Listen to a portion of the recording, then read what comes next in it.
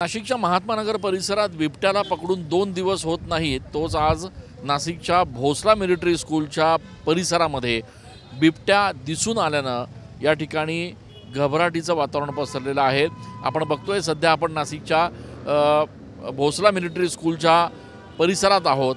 या ठिकाणी एक बिबट्या काही लोकांना सकाळच्या सुमारास दिसला आणि त्याच्यानंतर घबराट पसरली। तातडीनं शाळेच्या सगळ्या विद्यार्थ्यांना शाळेतून आता सोडून देण्यात आलेलं आहे। अर्थात आतमध्ये रेस्क्यू ऑपरेशन सुरू असल्याकारणाने कोणालाही आतमध्ये सोडण्याची परवानगी दिली जात नाही आहे। विद्यार्थीसुद्धा जे आहेत त्या विद्यार्थ्यांच्या पालकांना शाळेच्या बाहेर थांबवण्यात आलेलं आहे आणि आतल्या विद्यार्थ्यांना गेटपर्यंत आणून सोडलं जात आहे। बिबट्या एक जो आहे तो या ठिकाणी या शाळेच्या मागच्या बाजूला जे काही पार्किंग आहे त्या पार्किंगमध्ये थोडेफार जे काही झाडं आहेत त्या झाडांच्या परिसरात लपल्याचं देखील आता सांगितलं जात आहे।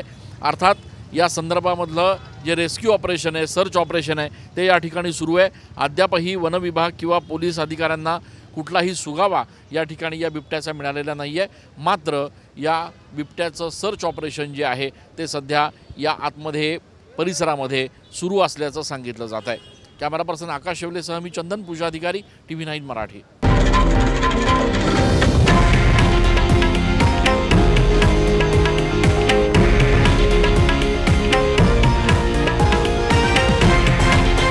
हे आहे देशातील नंबर 1 न्यूज नेटवर्क आणि आपण पाहत आहात TV9 मराठी, एकमेव।